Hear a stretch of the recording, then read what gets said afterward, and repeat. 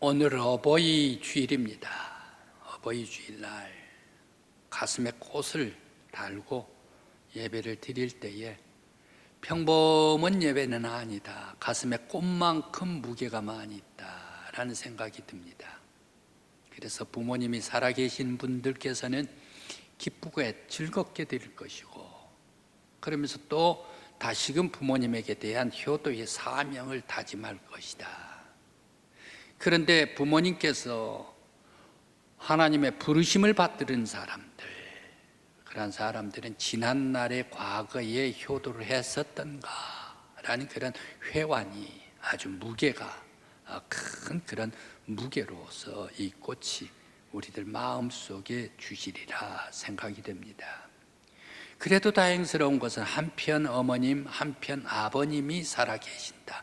그러면 내가 다시 효도를 해야지 라는 그런 마음의 의지도 다짐하면서 꽃을 달고 예수님 앞에 예배 드리고 있는 우리 여러분들 위해, 아무튼 내가 효도를 잘했든 아니면 지난날에 효도를 못했든 아무튼 앞으로 더욱더 믿음으로써 효도할 수 있도록 다지든 간에 우리 하나님의 따뜻한 사랑이 오늘 어버이 주일날 지키는 여러분들 위해 함께 하시기를 간절한 마음으로 기원합니다.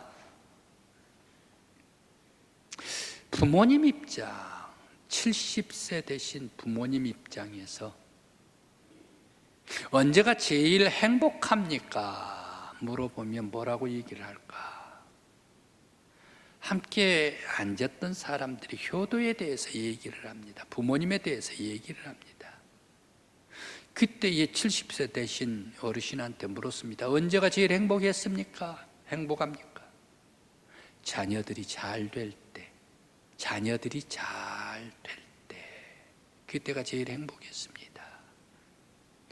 또한 70세 되신 여성분에게, 할머님이죠, 그분도 여성분에게 물었습니다.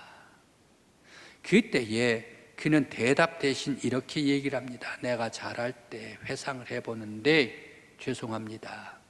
저는 어머님에게 참 싸가지가 없는 그런 딸이었습니다 라고 얘기를 합니다.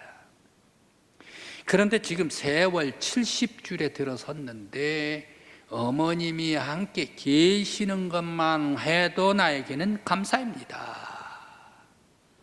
더군다나 그 어머님이 함께 예배당에 나가서 예배를 드리는 것은 더욱더 기쁨입니다 라고 얘기를 했습니다. 신세대 엄마에게 신세대 엄마가 대답을 합니다. 어느 때에 제일 기쁘던가요? 얘기를 하니까 내 아들, 딸들이 다른 사람에 의해서 칭찬을 받을 때, 다른 사람이 칭찬해 줄 때, 그때가 제일 기뻤습니다 라고 얘기를 합니다. 우리들은 기억해야 할 것이 있습니다. 어머님의 시간은 정지되어 있지를 않다.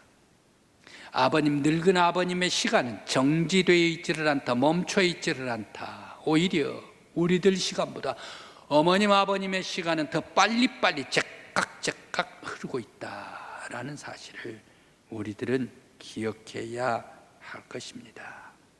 그러면서 우리 성도들은 부모님께서 살아계신다면 살아계실 때에 더욱더 효도할 수 있는 우리 성도들이 되어야 하겠습니다. 오늘 성경 말씀에 아비에게, 너희들은 아비에게 청종하라, 늙은 어머니에게 어머니를 경히 여기지 말라라고 말씀을 주십니다.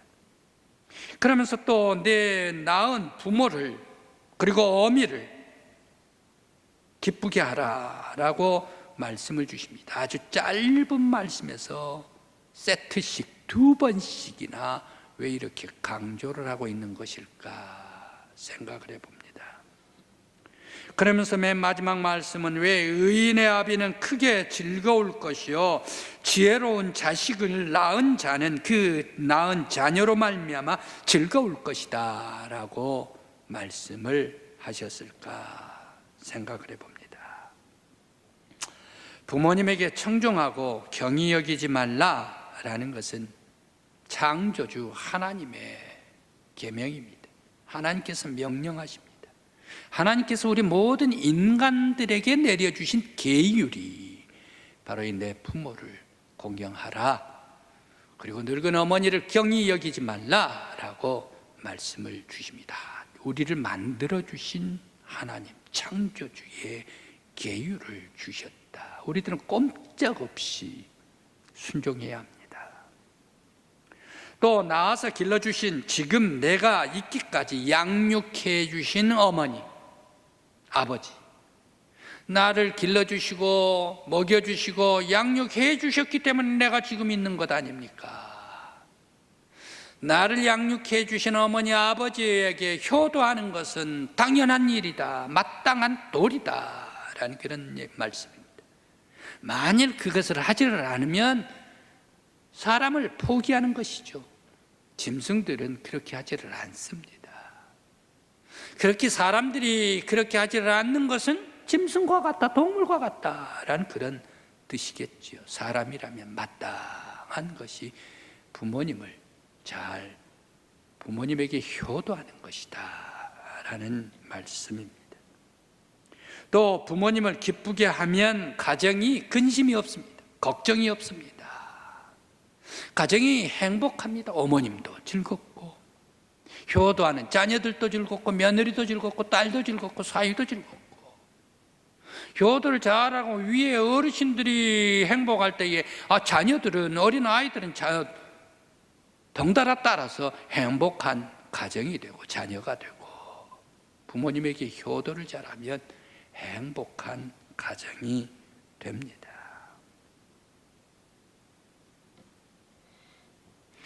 너를 낳은 아비를 청종하고 어미를 경히 여기지 말라. 오늘 이 말씀을 우리들은 깊이 새겨야 하겠습니다. 저 안동에서 이런 일이 있었습니다. 그 가정은 불행한 가정일까, 행복한 가정일까? 그 가정은 의사도 있어요. 그 가정은 높은 공무원도 있었어요. 그러면서 열심히 일을 하고 있어요. 그러면서 중상층보다 조금 높은 그러한 가정으로서 살아가고 있는데, 과연 그 가정은 행복한 가정일까?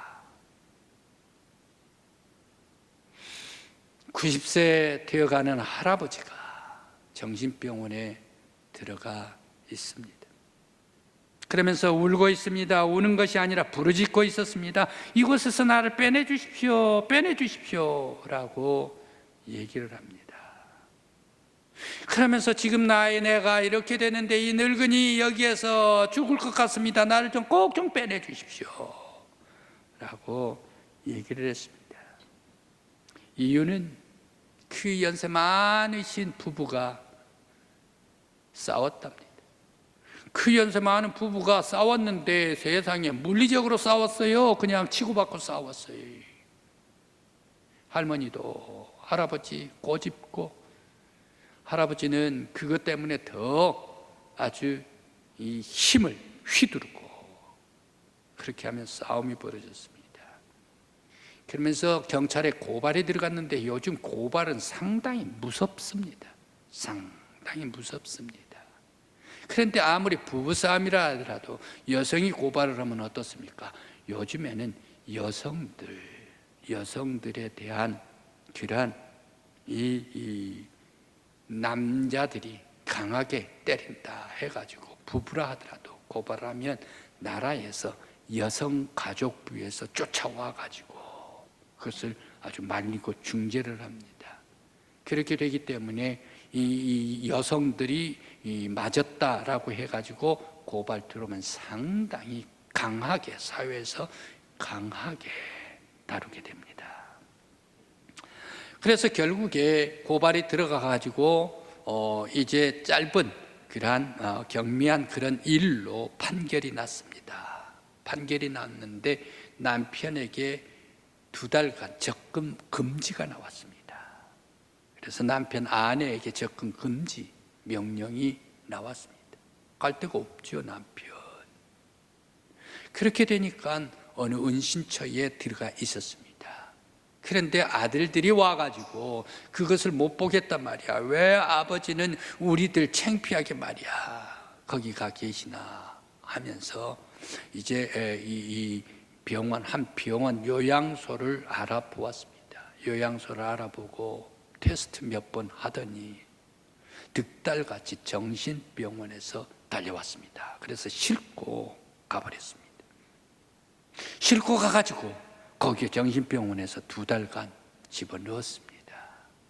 그런데 할아버지가 거기에 도저히 있을 수가 없으니까 거기 아주 힘들어요. 2달간 명령이 떨어졌지요. 접근금지 명령이 떨어졌지요. 희망 가운데 있었습니다. 2달 후면 나올 것이다. 그런데 어떻게 됐습니까? 그 아들들이 생각하기에 도저히 엄마랑 같이 살 수가 없기 때문에 없을 것이다. 또 만일 나왔다고 하면 그렇게 되면 어떻게 되는가 해가지고 다시금 또 나라에다가 얘기를 했습니다. 그랬더니 또 2달간 연기가 되어버렸습니다. 그런데 거기에는 어떻습니까? 정신병자들이기 때문에 자기가 올 때가 아니란 얘기예요. 자기가 올 때가 아니다. 나는 건강한데 왜 들어왔느냐. 근데 거기에서 살면서 그 치매 당하는 사람들, 노인들 같이 섞이고 정신병 들어있는 사람들이랑 같이 섞이면서 너무너무 이 할아버지가 건강하면 주사를 놔버려요. 그래 사람을 아주 풀을 죽게 만들고 바보를 만들어 놓고 해가지고 그렇게 정신병자들이랑 같이 살고 있으면서 할아버지가 나 여기서 꺼내 주십시오. 이러다가 나 여기에서 정신병원에서 죽게 되겠습니다 라고 울부짖었습니다. 이제 7월이면 10달, 지금 10달 되고 7월이면 1년 근 다 넘어가는데 아들들에게 제안을 했습니다. 아들들에게 그러면 이 접근 금지를 했다 그러면 이제 12월 달이면 2달 다, 넉 달 다 끝나가게 되지 않는가. 끝나가게 되면 여기에 이 정신병원에서 계속 있게 되는데 저렇게 빼내달라고 얘기를 하면 어머님을 자녀들이 모시고 가고 아버지를 집에서 살게 하십시오. 만일 어머님이 안 가겠다 하면 아버지를 다른 요양원으로 넣어주십시오. 정신병원에서 빼내고 말입니다 라고 할 때도 막무가내 있습니다. 아무 얘기가 없었습니다. 바로 이러한 것들이 아들들 그러면서 정신병원 의사 진단을 앞세워가지고 아주 인권 어머니 아버지를 아주 힘들게 한다라는 사실입니다. 이 아들 이 가족들 과연 그야말로 훌륭한 잘 사는 그런 집인데 보통보다 잘 사는 집인데 그리고 급수도 높은 공무원인데 과연 행복한 가정일까? 아버지는 정신병원에서 울부짖고 있고 그러면서 살아가고 있는데 과연 가족들은 행복할까? 그런 생각을 해봅니다. 어머니 마음, 아버님 마음 한편의 마음이라도 아프게 하면 아무리 돈이 많고 국회의원이 되고 검사가 되고 의사가 되고 대기업 회장이 되고 그의 집이 강남 아파트가 되고 아니면 또한 궁궐과 같은 저택이 된다 하더라도 그 가정은 행복한 가정이다 라고 말할 수가 없습니다.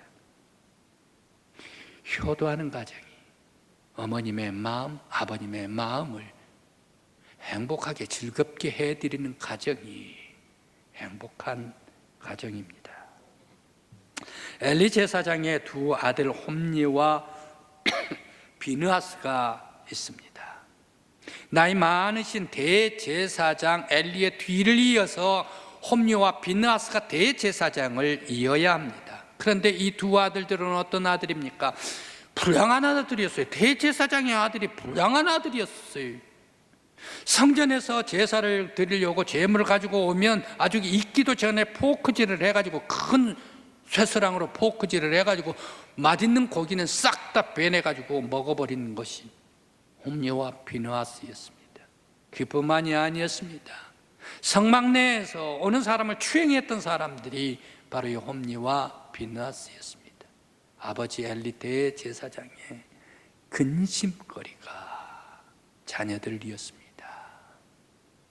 자녀들을 부모님에게 근심을 시켜드릴 때에 하나님께서 가만두지를 않았습니다. 블레셋이 치고 들어옵니다. 나아가서 싸우게 해가지고 두 아들들 전사시켜버리고 말지 않습니까? 그런데 거기에서 끝나는 것이 아니라 엘리 대제사장이 바로 이 두 아들이 죽었다라는 이 얘기, 비보를 들을 때에 그 비보를 들으신 90세 넘으신 엘리 대제사장이 그 얘기를 듣고 그만 의자에서 꼬꾸라져가지고 죽어버리고 말았지 않습니까? 대제사장이 말입니다. 그러면서 그 가정은 어떻게 돼버립니까? 그 가정에 저주가 임합니다. 이 가정에 늙으신 사람이 없다. 나이만큼 늙어가지고 돌아가신 사람이 없게 만들어버리고 말았습니다. 일찍 죽게 만들어버렸다. 대제사장이 말입니다. 자녀들 교육이 잘못되었을 때에 엄청난 자손 3, 4대까지 이어진다라는 사실입니다.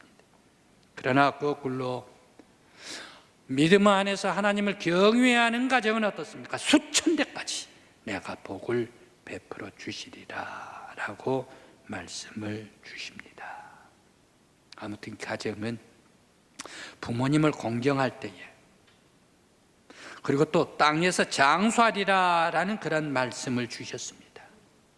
부모님을 공경하고 효도할 때에 자연스러워야 합니다. 자연스러운 그런 가정이 돼야 합니다.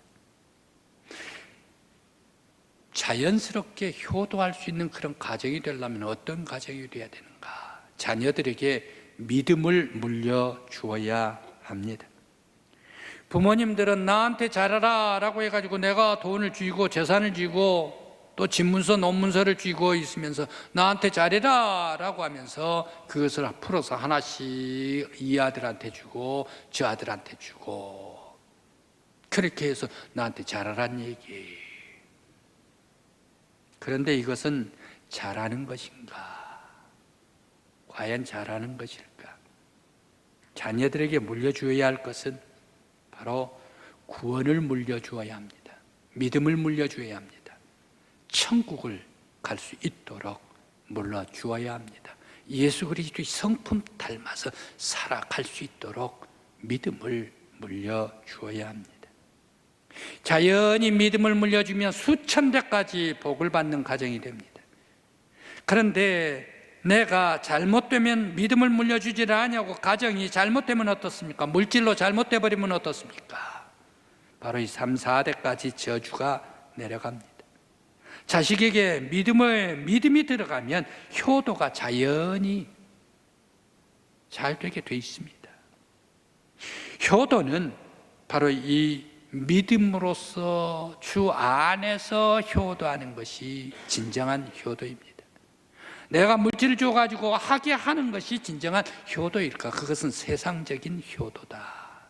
그러나 믿음을 물려주고 예수 안에서 효도할 때에 진정한 효도가 됩니다.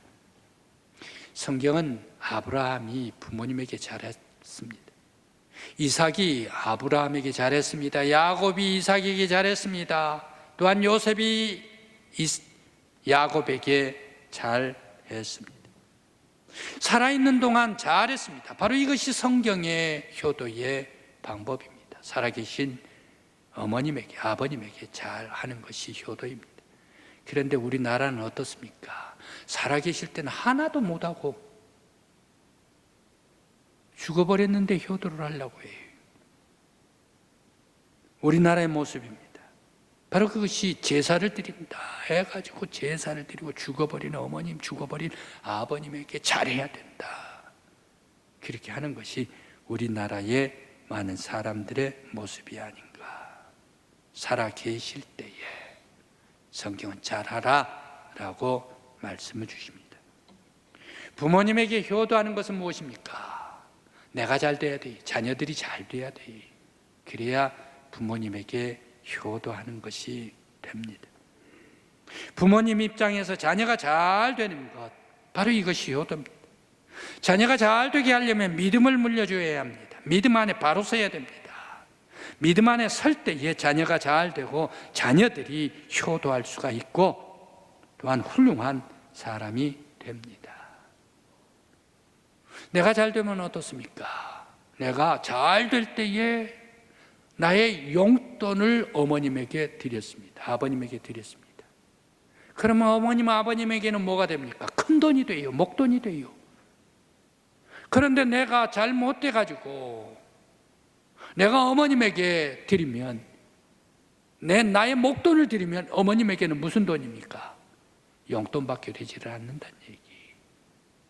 그래서 내가 잘 되면 부모님이 잘 되고 가족이 행복해진다라는 얘기입니다. 그래서 내가 잘 될 때 어머님이 기뻐하신다.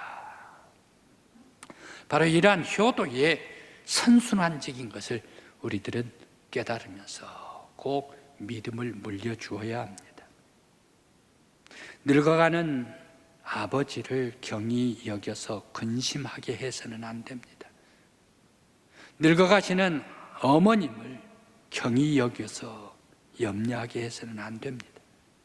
즐거움을 드리고 기쁘게 해야 합니다. 우리 성도들은 낳아주신 어머님, 늙어가신 아버님께 근심, 아픔을 드리지 말고 주 안에서 효도하는 여러분들이 되실 때에 우리 하나님께서 여러분의 가정이, 여러분의 부모님이 행복한 가정, 은혜의 가정 꼭 되시기를 간절히 기원합니다. 기도드리시겠습니다.